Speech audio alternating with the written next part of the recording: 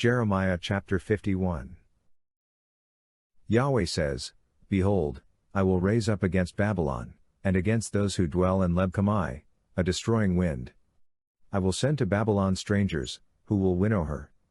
They will empty her land, for in the day of trouble they will be against her all around. Against him who bends, let the archer bend his bow, also against him who lifts himself up in his coat of mail. Don't spare her young men. Utterly destroy all her army.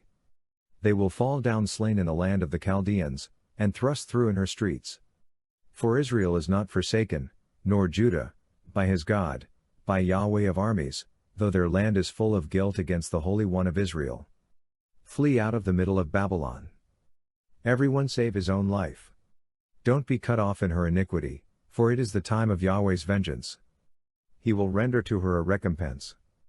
Babylon has been a golden cup in Yahweh's hand, who made all the earth drunk. The nations have drunk of her wine, therefore the nations have gone mad. Babylon has suddenly fallen and been destroyed. Wail for her. Take balm for her pain. Perhaps she may be healed. We would have healed Babylon, but she is not healed. Forsake her, and let's each go into his own country, for her judgment reaches to heaven, and is lifted up even to the skies. Yahweh has produced our righteousness. Come, and let's declare in Zion the work of Yahweh our God. Make the arrows sharp. Hold the shields firmly. Yahweh has stirred up the spirit of the kings of the Medes, because his purpose is against Babylon, to destroy it, for it is the vengeance of Yahweh, the vengeance of his temple. Set up a standard against the walls of Babylon. Make the watch strong. Set the watchmen, and prepare the ambushes, for Yahweh has both purposed and done that which he spoke concerning the inhabitants of Babylon. You who dwell on many waters, abundant in treasures, your end has come, the measure of your covetousness. Yahweh of armies has sworn by himself, saying, Surely I will fill you with men, as with locusts, and they will lift up a shout against you. He has made the earth by his power. He has established the world by his wisdom.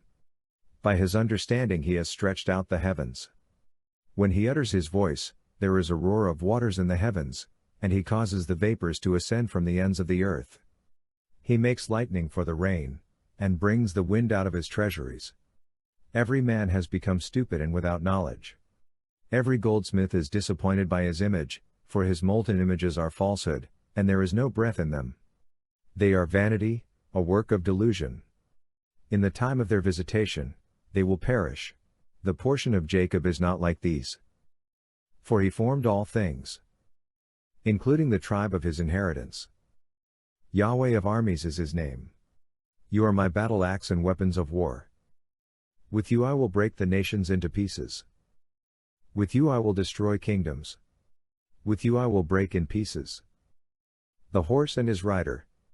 With you I will break in pieces the chariot and him who rides therein. With you I will break in pieces man and woman. With you I will break in pieces the old man and the youth. With you I will break in pieces the young man and the virgin.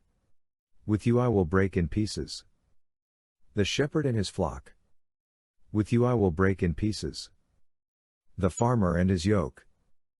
With you I will break in pieces governors and deputies. I will render to Babylon and to all the inhabitants of Chaldea all their evil that they have done in Zion in your sight, says Yahweh. Behold, I am against you, destroying mountain, says Yahweh, which destroys all the earth. I will stretch out my hand on you, roll you down from the rocks, and will make you a burned mountain. They won't take a cornerstone from you, nor a stone for foundations. But you will be desolate forever, says Yahweh. Set up a standard in the land. Blow the trumpet among the nations. Prepare the nations against her. Call together against her the kingdoms of Ararat, Minni, and Ashkenaz. Appoint a marshal against her. Cause the horses to come up as the swarming locusts. Prepare against her the nations. The kings of the Medes, its governors, and all its deputies, and all the land of their dominion. The land trembles and is in pain. For the purposes of Yahweh against Babylon stand. to make the land of Babylon a desolation, without inhabitant. The mighty men of Babylon have stopped fighting. They remain in their strongholds. Their might has failed. They have become as women. Her dwelling places are set on fire. Her bars are broken.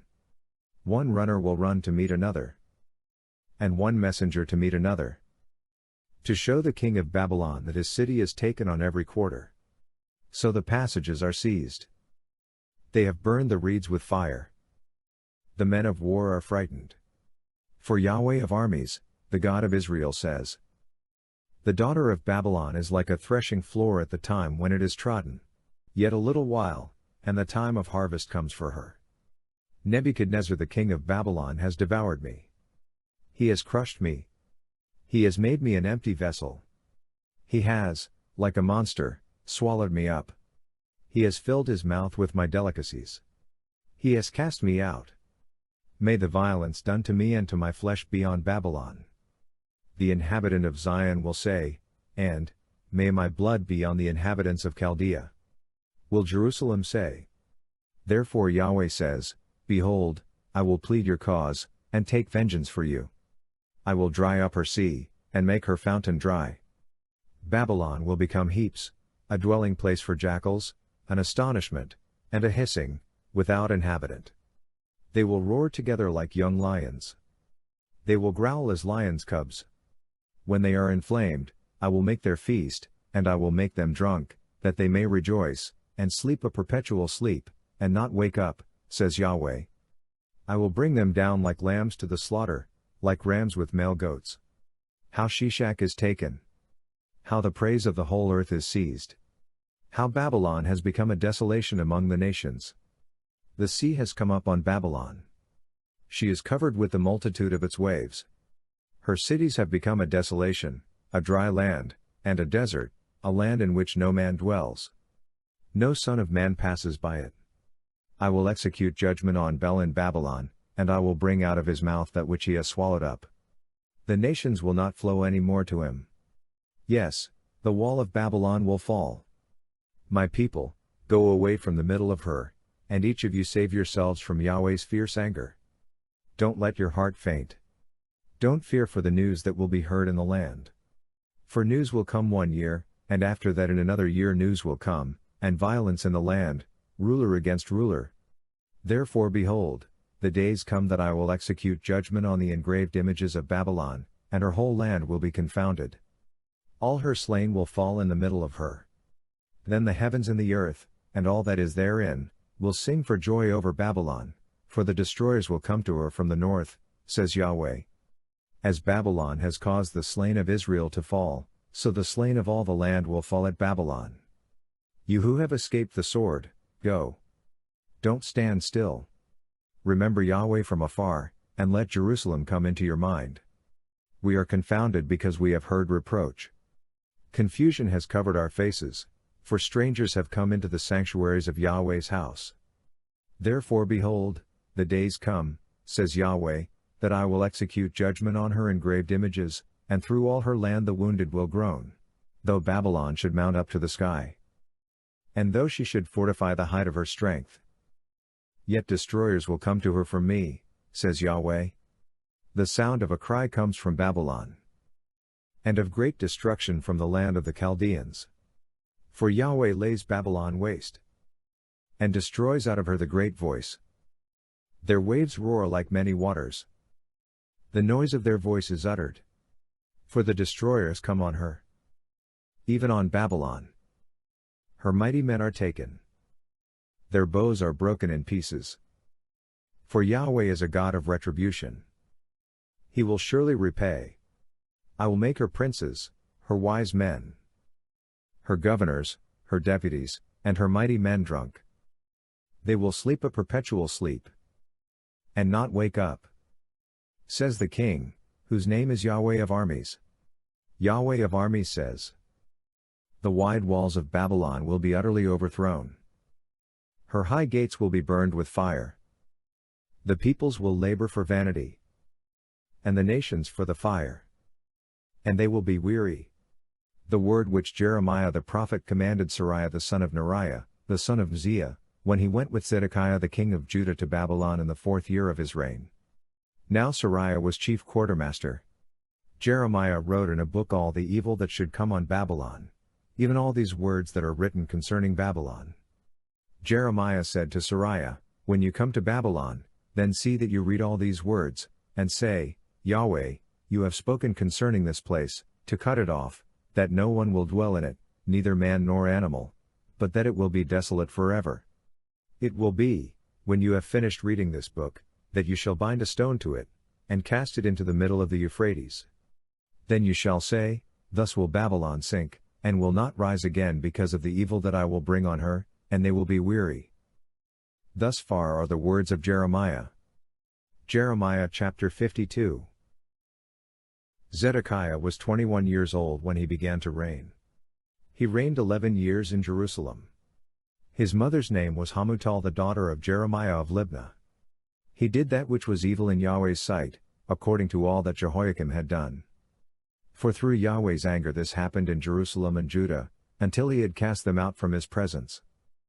Zedekiah rebelled against the king of Babylon. In the 9th year of his reign, in the 10th month, in the 10th day of the month, Nebuchadnezzar king of Babylon came, he and all his army, against Jerusalem, and encamped against it, and they built forts against it round about. So the city was besieged to the 11th year of King Zedekiah. In the 4th month, in the 9th day of the month, the famine was severe in the city, so that there was no bread for the people of the land. Then a breach was made in the city, and all the men of war fled, and went out of the city by night by the way of the gate between the two walls, which was by the king's garden. Now the Chaldeans were against the city all around. The men of war went toward the Arabah, but the army of the Chaldeans pursued the king, and overtook Zedekiah in the plains of Jericho, and all his army was scattered from him. Then they took the king, and carried him up to the king of Babylon to Riblah in the land of Hamath, and he pronounced judgment on him. The king of Babylon killed the sons of Zedekiah before his eyes. He also killed all the princes of Judah in Riblah. He put out the eyes of Zedekiah, and the king of Babylon bound him in fetters, and carried him to Babylon, and put him in prison until the day of his death. Now in the 5th month, in the 10th day of the month, which was the 19th year of King Nebuchadnezzar, king of Babylon, Nebuzaradan the captain of the guard, who stood before the king of Babylon, came into Jerusalem. He burned Yahweh's house, and the king's house, and all the houses of Jerusalem, even every great house, he burned with fire. All the army of the Chaldeans, who were with the captain of the guard, broke down all the walls of Jerusalem all around.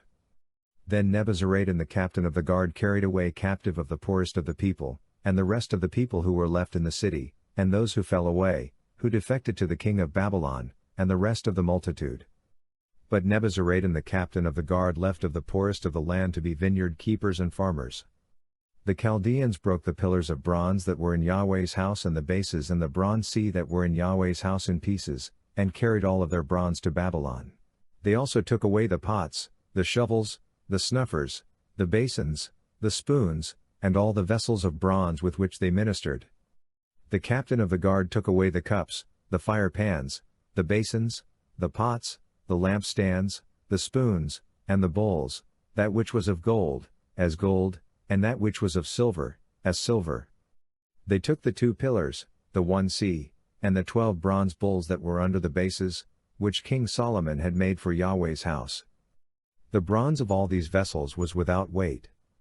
As for the pillars, the height of the one pillar was 18 cubits, and a line of 12 cubits encircled it, and its thickness was 4 fingers. It was hollow. A capital of bronze was on it, and the height of the one capital was 5 cubits, with network and pomegranates on the capital all around, all of bronze. The second pillar also had the same, with pomegranates. There were 96 pomegranates on the sides, all the pomegranates were 100 on the network all around. The captain of the guard took Seraiah the chief priest, and Zephaniah the second priest, and the 3 keepers of the threshold, and out of the city he took an officer who was set over the men of war, and 7 men of those who saw the king's face, who were found in the city, and the scribe of the captain of the army, who mustered the people of the land, and 60 men of the people of the land, who were found in the middle of the city. Nebuzaradan the captain of the guard took them, and brought them to the king of Babylon to Riblah.